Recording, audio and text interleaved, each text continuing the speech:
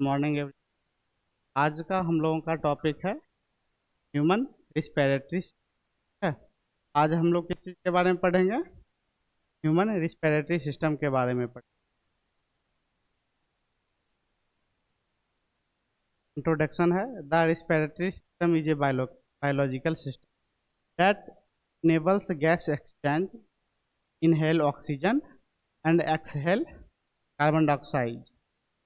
It play vital role for cellular function and body homeostasis. अब respiratory system में क्या होता है? हम लोग ऑक्सीजन को क्या करते हैं? इनटेक करते हैं। और कार्बन डाइऑक्साइड को क्या करते हैं? कार्बन डाइऑक्साइड को क्या करते हैं? एक्सहेल करते हैं। ठीक है, ऑक्सीजन लिए, कार्बन डाइऑक्साइड छोड़े, तो ये प्रक्रिया जो है रिस्पिरेशन कहलाएगा। ठीक है, श्वसन कहलाएगा। देन इसमें जो जो ऑर्गन्स हमारे सांस लेने और सांस छोड़ने की प्रक्रिया में जो जो ऑर्गन इन्वॉल्व होंगे वो सारे मिला के क्या तैयार करेंगे? रिस्पिरेटरी सिस्टम तैयार करेंगे। ठीक है, तो इसमें क्या होता है? Gas exchange between body and environment. इसमें क्या होता है? गैसों का एक्सचेंज होता है। ऑक्सीजन लिए, हमारे इन्वायरमेंट से ऑक्सीजन हम लेंगे और बॉडी से कार्बन डाइऑक्साइड को छोड़ेंगे। उसके साथ साथ वाइटल फॉर एटीपी, यह हमारे एडिनोसिन ट्राइफॉस्फेट के प्रोडक्शन में हेल्प करता है। वर्क विथ सर्कुलेटरी सिस्टम, और ये किस पे वर्क करता है? हमारा सर्कुलेशन पे वर्क करता है। ठीक है, देन आगे इसका क्या क्या फंक्शन है? Function of the respiratory system, gas exchange. The respiratory system facilities the exchange of oxygen and carbon dioxide between the air and the blood. यह हमारे क्या करता है? ऑक्सीजन हमारे शरीर में हम सांस लेते हैं तो ऑक्सीजन शरीर के अंदर जाता है। ठीक है, ब्लड के थ्रू, हमारा एल्वोलाई के थ्रू ब्लड स्ट्रीम में ऑक्सीजन जाएगा। देन वहाँ से कार्बन डाइऑक्साइड जो है निकलेगा। ठीक है, सांस लिए तो ऑक्सीजन इनटेक किए और सांस छोड़े तो कार्बन डाइऑक्साइड आउटपुट में क्या आएगा? कार्बन डाइऑक्साइड आएगा। देन ब्रीदिंग में क्या है? Breathing involves the mechanical process of inhaling, inspiration and exchange expiration. इसमें हम लोग सांस लेते हैं और सांस छोड़ते हैं। यह प्रक्रिया जो है ब्रीदिंग के अंतर्गत आता है। Inhalation draw air into the lungs, सांस लिए तो हमारा ऑक्सीजन कहाँ पहुंचा? लंग्स में। Well exhalation forces air out of the lungs, और जैसे हम सांस लेंगे, सांस लिए तो ऑक्सीजन अंदर गया, लंग्स में पहुंचा, फिर वहाँ से डायफ्राम अपना वर्क करेगा, फिर वहाँ से कार्बन डाइऑक्साइड जो है बाहर आएगा। देन आगे है हमारा साउंड प्रोडक्शन में हेल्प करता है। इसका फंक्शन है द लायरेंक्स वॉइस बॉक्स। लायरेंक्स को क्या बोला गया है? वॉइस बॉक्स बोला जाता है। Play a crucial role in sound production. इसका वर्क जो होता है साउंड प्रोडक्शन में, हम जो बोलते हैं उसमें ये हेल्प करता है। ठीक है, इसीलिए इसको लायरेंक्स बॉक्स, साउंड बॉक्स भी बोला जाता है, या वॉइस बॉक्स इसको बोल सकते हैं। Air passing over the vocal cord, हम जो सांस लेते हैं वो हवा जो है वोकल कॉर्ड के थ्रू पास आउट होता है। देन लायरेंक्स वाइब्रेट, जैसे ही सांस लेंगे वोकल कॉर्ड के थ्रू हवा पास होगा तो वो हवा जो है लायरेंक्स को क्या करेगा? वाइब्रेट कर देगा। वाइब्रेट होने के बाद क्या होगा? Creating sound waves. वहाँ से जो है हमारा, जैसे ही लायरेंक्स वाइब्रेट होगा वहाँ से हमारा साउंड जो है स्टार्ट होगा। किसके थ्रू स्टार्ट होगा? लायरेंस जब वाइब्रेट करेगा उस वाइब्रेट के थ्रू हमारा साउंड क्रिएट होगा। That can be shaped into speech, और जो है यह हमें जो है भाषा के रूप में, आवाज के रूप में मिलेगा। फिर आगे है हमारा protection. The respiratory system filters warms and moistures the air we breathe, protecting the lungs for damage. अब जो है हमारा ये किसको प्रोटेक्ट कर रहा है? हम जैसे सांस लेते हैं तो उसमें धूल कण, मिट्टी बहुत सारे जर्म्स भी जो है ऑक्सीजन के थ्रू आते हैं, ठीक है। तो वो जो है हमारे लंग्स को डैमेज ना करे। सांस लिए तो उसमें मिट्टी भी आएगा, बहुत सारा धूल कण के साथ साथ बहुत सारे बैक्टीरिया, वायरस, ये सब भी आएंगे। उसको क्या करता है, फिल्टर करने का काम करता है। फिल्टर, अगर फिल्टर नहीं होगा तो वो हमारे किसको डैमेज करेगा, लंग्स को डैमेज करेगा, ठीक है। तो वो जो फिल्टर जो कर रहा है हमारे लंग्स को प्रोटेक्ट कर रहा है, के लिए प्रोटेक्शन बहुत जरूरी है। अदर फंक्शन में है हमारा, the respiratory system helps regulate blood pH by removing carbon dioxide and also eliminate some drugs. Other function में है, यह हमारे पीएच, ब्लड के पीएच लेवल जो होते हैं उसको बैलेंस रखने का काम करता है। साथ ही साथ यह हमारे बॉडी से कार्बन डाइऑक्साइड को एलिमिनेट करता है। और सम ड्रग्स, कुछ ड्रग्स ऐसे होते हैं जिसके लेने के बाद वो हमारे शरीर से निकलना भी चाहिए, तो वो यूरिन के थ्रू हो गए, स्वेट्स के थ्रू हो गए, इन सब को थ्रू जो है वो एलिमिनेट होते हैं, हमारे बॉडी से बाहर निकलते हैं। आगे है division of the respiratory system. Respiratory system को जो है डिवाइड किया गया है। The respiratory system can be divided into two main section. इसको दो पार्टों में डिवाइड किया गया है, दो पार्टों में बांटा गया है। पहला है द अपर रिस्पिरेटरी ट्रैक्ट और सेकंड है द लोअर रिस्पिरेटरी ट्रैक्ट। तो दो पार्ट में बांटा गया है। कौन कौन सा पार्ट, अपर रिस्पिरेटरी ट्रैक्ट, अपर का ऊपरी हिस्सा जो है अपर में आएगा और निचला हिस्सा जो है लोअर में आएगा। तो अपर रिस्पिरेटरी ट्रैक्ट में हमारा नेजल आएगा, नेजल कैविटी, फेरेंक्स, लैरिंक्स। और लोअर रिस्पिरेटरी ट्रैक्ट में क्या क्या आएगा, ट्रेकिया आएगा, ब्रोंकी आएगा और लंग्स आएगा, ठीक है। अपर वाला हिस्सा हमारा नेजल कैविटी ये रहा, फेरेंक्स यहाँ पे है और लैरिंक्स जो है ये वाला पार्ट।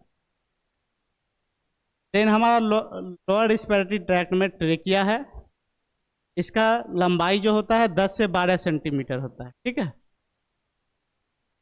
इसके बाद प्राइमरी ब्रोंकी है, इसको यहाँ से जो है ये दो पार्ट में डिवाइड हुआ है। आगे है हमारा ये लंग्स है।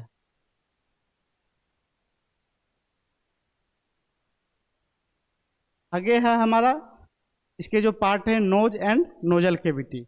नोज एंड नेजल कैविटी जो है the primary entry point for air. सबसे पहला पार्ट क्या है, नोज है। जैसे नोज का क्या काम होता है, हवा को अंदर लेना, ठीक है। The primary entry point for air, air कहाँ से इंटर करता है, नोज के through. Responsible for filtering, warming and humidity inhaled air. अब ये हमारा नोज जो है वो फिल्टर करने का काम करता है। क्या चीज़ फिल्टर करेगा, हम जो सांस ले रहे हैं उसमें धूलकण भी है, जर्म्स भी हैं, बैक्टीरिया भी है, वायरस भी है। तो हमारे नाक के अंदर क्या होता है, हेयर होता है, ठीक है। जैसे ही हम ऑक्सीजन लेंगे तो वो हेयर क्या करता है, उस चीज़ को बैरियर करने का काम करता है, ठीक है। वहाँ से ऑक्सीजन का फिल्ट्रेशन स्टार्ट हो जाता है। फिल्टर वार्म्स एंड मॉइस्चर्स, यह जो है गर्म हवा को भी फिल्टर करेगा और ठंड हवा को भी फिल्टर। हेयर ट्रैप्स डस्ट, नाक के अंदर जो हेयर मौजूद हैं वो किसको प्रोटेक्ट फिल्टर कर रहा है, डस्ट को फिल्टर कर रहा है, धूलकण को फिल्टर कर रहा है। Then olfactory respiratory for smell, हमारा जो नाक जो है, ठीक है, यह किसी भी चीज़ को सूंघने में मदद करता है। इसी से हम पता कर सकते हैं कि किसी भी चीज़ का गंध कैसा है। म्यूकस ट्रैप्स पैथोजेंस, नाक के अंदर म्यूकस स्रावित होता है, ठीक है। यहाँ से म्यूकस का सिक्रेशन होता है और वो क्या करता है, हमारे पैथोजेंस का मतलब हो गया बैक्टीरिया, वायरस हो गया, उस चीज़ को जो है किल करने का काम करता है। वो क्या करता है, उस चीज़ को चिपका लेता है, ठीक है। कभी कभी देखते होंगे रात भर सांस लिए, सुबह में जो है वो जम जाता है, ठीक है। म्यूकस हमारा जम जाता है, फिर उसे जो है एक्सक्रिएट करते हैं। तो म्यूकस का भी रोल जो है यह पैथोजन को फिल्टर ट्रैप करने में मदद करता है। ट्रैप का मतलब उस चीज़ को पकड़ने में, उस चीज़ को बैरियर करने में मदद करता है। आगे है हमारा pharynx. Pharynx the thought a pass away for both air and food. Pharynx क्या करता है, एक यह ऐसा रास्ता है जो हमारे भोजन और हवा को दोनों को जाने में मदद करता है। Contact nasal cavity and mouth of larynx. यह किसके साथ कॉन्टैक्ट रहता है, नेजल कैविटी और माउथ के साथ, माउथ टू लैरिंक्स, यह लैरिंक्स के साथ भी कॉन्टैक्ट रहता है। Then oesophagus. अब जो है इसके दो पार्ट होते हैं, नेसोफेरेंक्स और ओरोफेरेंक्स। नेसोफेरेंक्स के थ्रू जो है एयर पास आउट होगा और ओरोफेरेंक्स के थ्रू जो है एयर और फूड दोनों पास आउट होगा। अब लैरिंक्स जो है हमारा, larynx contain the vocal cord also known as voice box. Larynx जो है हमारा एक तरह से वॉइस बॉक्स होता है, ठीक है, जहाँ से हमारा आवाज़ जो है, साउंड जो है क्रिएट होता है। प्रोड्यूस साउंड, आवाज़ को क्रिएट करने में मदद करता है कौन, larynx. Prevent food inter into trachea, यह जो है फूड को इंटर होने से बचाता है। मेड ऑफ कार्टिलेज, ये किससे बना होता है, कार्टिलेज से बना होता है, ठीक है। अब आगे है हमारा trachea. Trachea the windpipe, a tube that carry air to bronchi. यह जो है एक पाइप जैसा इसका स्ट्रक्चर होता है, ठीक है। डायग्राम में आप लोग देख लीजिए, यहाँ पे है, ये जो है ना, ये ट्रेकिया है, ठीक है। पाइप जैसा इसका स्ट्रक्चर है, इसी के थ्रू जो है हमारा एयर पास होता है। और उसकी लंबाई कितना होती है, 10 से 12 सेंटीमीटर। और जो है सी शेप्ड कार्टिलेज रिंग्स, और यह जो है इसमें जो है सी शेप का कार्टिलेज का एक रिंग उसमें लगा होता है, जो क्या करता है, उस ट्रेकिया को आपस में चिपकने, उस पाइप को आपस में चिपकने से बचाता है। अगर चिपक जाएगा तो एयर पास नहीं होगा, ठीक है। Ciliated epithelium moves mucus upward. अब उसके ऊपर में जो है सिलिया पर्जियंस, जो हमारे कफ को जो है ऊपर की ओर धकेलता है। जब सर्दी खांसी हो जाता है, ठीक है, तो वो सिलिया क्या करता है, म्यूकस का सिक्रेशन होगा और वो म्यूकस जो है हम बाहर एक्सक्रिएट करते हैं। आगे है हमारा bronchi and bronchioles. Bronchi two main branch of the trachea, वहाँ से जो है ट्रेकिया से दो पार्ट में डिवाइड होता है, इसमें एक हमारा ब्रोंकी है और दूसरा है bronchioles. Two main branch of the trachea that lead into the lungs. अब वहाँ से जो है यह किसको लीड कर रहा है, हमारे लंग्स को लीड करता है। Bronchioles smaller branch of the bronchi. Bronchioles जो है स्मॉल ब्रांच होता है, इसका छोटी शाखाएं होती है, जो किस smaller branch of the bronchi that further divided within the lungs. Bronchi जो है स्मॉल ब्रांच इसका होता है और वहाँ से जो है यह लंग्स के अंदर जो है अलग अलग पार्टों में डिवाइड हो जाता है। डिस्ट्रीब्यूट एयर टू लंग्स, और यहाँ से क्या होता है, इसका वर्ड क्या होता है, हवा को लंग्स के अंदर जो है डिस्ट्रीब्यूट करता है।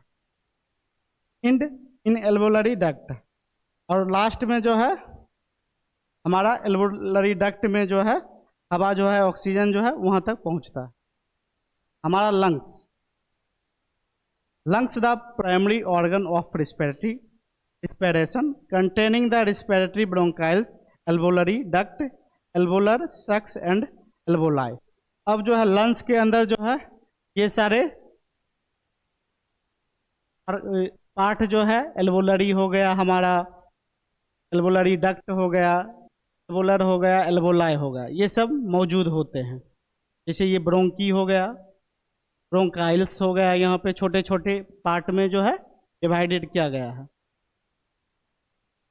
उसके बाद है हमारा लेफ्ट लूब्स है, राइट लूब्स है इधर, ये रहा ट्रेकिया, जिसमें हम बताए थे टी टाइप का शेप रहता है, तो ये वाला जो पार्ट है वो आपस में चिपकने से बचाता है, हेल्प करता है। अब आगे है हमारा एल्बोलाई, साइट ऑफ गैस एक्सचेंज। एल्बोलाई का जो काम होता है गैस एक्सचेंज करने का काम होता है। The site for gas exchange between the air and the blood. एल्बोलाई में ब्लड पहुंचेगा, ठीक है, वहां से एल्बोलाई में ब्लड जैसे ही आएगा वहां से क्या होगा, उसमें एल्बोलाई क्या करेगा, ऑक्सीजन मिलेगा उसमें, और ऑक्सीजन मिलने के बाद फिर क्या होगा, ये ब्लड जो है पूरे हमारा सर्कुलेटरी सिस्टम में जो है सर्कुलेट हो जाएगा।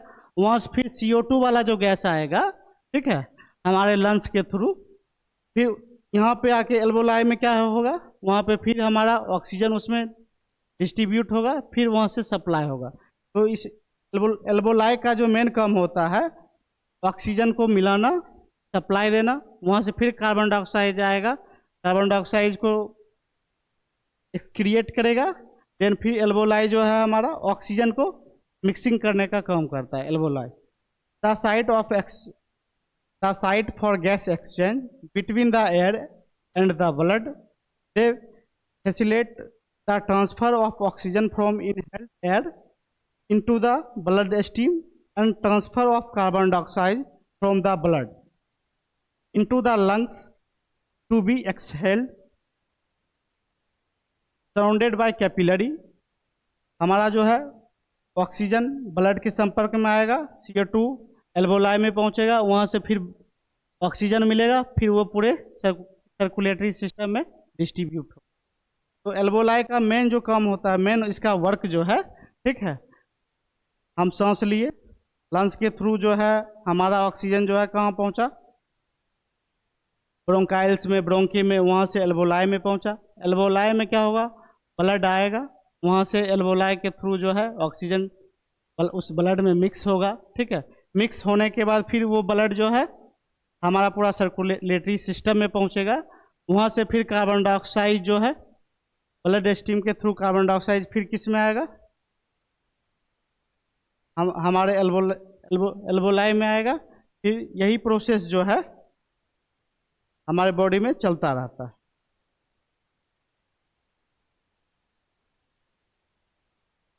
अब आगे जो है कॉमन रिस्पिरेटरी डिसऑर्डर, अस्थमा। अब जो है अगर हमारे सांस लेने में दिक्कत होगा, ठीक है, अगर ये सब सारा फंक्शन अगर सही तरीके से काम नहीं करेगा तो फिर क्या होगा, अस्थमा। अस्थमा में क्या होता है, अस्थमा एक बीमारी है, ठीक है, जिसमें क्या होता है, ज़्यादा खांसी आएगा, ठीक है, बार बार खांसी आएगा, सांस लेने में दिक्कत होगा, मन बेचैन हो जाएगा, ठीक है। उसके बाद है ब्रोंचिस्ट। इस ब्रोंचिस्ट में क्या होता है, ये ब्रोंचिस्ट जो है इसकी नलियों में सूजन आ जाता है।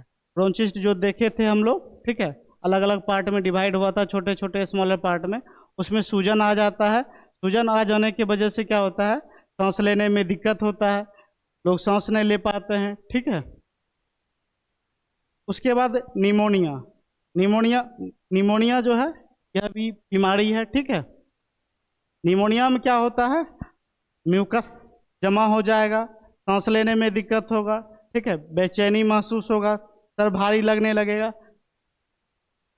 उसके बाद है टीबी, ट्यूबरक्लोसिस। टीबी में क्या होगा, खांसी आएगा, बुखार आएगा, और जैसे ही खांसी होगा तो उसमें क्या आएगा, स्कूटम में ब्लड आना स्टार्ट हो जाएगा, ठीक है, बार बार खांसी होगा। तो टीबी का हमारा वो सिम्टम्स रहा। उसके बाद है COPD, chronic obstructive pulmonary disease. इसमें क्या होता है, हमारा जो एल्बोलाई जो है, ठीक है, उसमें सूजन आ जाता है, सूजन आ जाता है तो वो फूल जाता है, ठीक है। तो हम जो सांस ले रहे हैं वो जो ऑक्सीजन वहाँ तक पहुँचा, ठीक है, और फिर वहाँ से जो है ब्लड में वो ऑक्सीजन को सही तरीके से मिक्सअप नहीं कर पाता, ठीक है, तो वो फूल जाएगा, तो उसमें जो है ब्लड को मिलाने की क्षमता नहीं रह पाती है, ठीक है, सूजन के वजह से। तब फिर कौन सी बीमारी वहाँ से क्रिएट हो जाएगा, COPD। उसके बाद है इन्फ्लुएंजा। इन्फ्लुएंजा में क्या होगा, हमारा नाक जाम रहेगा, म्यूकस का ज़्यादा सिक्रेशन होगा, ठीक है। लंग्स कैंसर में हमारा लंग्स जो है बैक्टीरिया वायरस से इफेक्टिव हो जाएगा, जिसमें लंग्स में उतना पावर नहीं रह पाएगा जो सांस ले सके, ठीक है। जैसे हम सांस लेते हैं, ठीक है, तो लंग्स का क्या काम होता है, इन्वायरमेंट से ऑक्सीजन को खींचना, ठीक है। तो हमारा लंग्स ही जब इफेक्टिव हो जाएगा तो इन्वायरमेंट से ऑक्सीजन को ले नहीं पाएगा, जब ले नहीं पाएगा तो सांस लेने में दिक्कत हो जाएगा, बेचैनी महसूस होगा, ठीक है। आगे है काउज एंड रिस्क फैक्टर। अब कौन कौन से काउज हो सकते हैं, respiratory disease can be caused by virus factor. Respiratory disease किसके थ्रू काउज हो सकते हैं, वायरस की वजह से, जैसे कोरोना क्या था, वायरस था, ठीक है। तो कोरोना जो था वो हमारे लंग्स को क्या कर रहा था, इफेक्ट कर रहा था, डायरेक्ट जो है वो ट्रेकिया पे अटैक कर रहा था, जिसके वजह से इन्फेक्शन होने के वजह से सांस लेने में दिक्कत हो रही थी। Infection, viral and bacterial infection can be lead to respiratory illness. अब जो है किसके इन्फेक्शन के वजह से होगा, बैक्टीरियल इन्फेक्शन के वजह से होगा, और यह हमारा क्या करता है, रिस्पिरेटरी सिस्टम को कमजोर कर देता है। Smoking, smoking is a major risk factor for COPD, chronic obstructive pulmonary disease and lungs cancer. ज़्यादा स्मोकिंग करने के बाद क्या होता है, वो हमारे लंग्स पे इफेक्टिव होता है, जिसकी वजह से लंग्स कैंसर भी हो सकता है। ज़्यादा स्मोकिंग, ज़्यादा धूम्रपान कीजिएगा तो ये COPD बीमारी जनरेट हो जाए। उसके बाद है air pollution. Expose to pollution can irritant and damage the lungs. ज़्यादा अगर पॉल्यूशन फैलेगा, ज़्यादा प्रदूषण होगा तो हमें क्या होगा, सांस लेने में प्रॉब्लम हो जाएगी, इरिटेशन हो जाएगा, जैसे दिल्ली वगैरह में पॉल्यूशन ज़्यादा वहाँ पे फैला, ठीक है, तो वहाँ पे क्या होता है, सांस लेने में लोगों को दिक्कत होने लगा, ठीक है।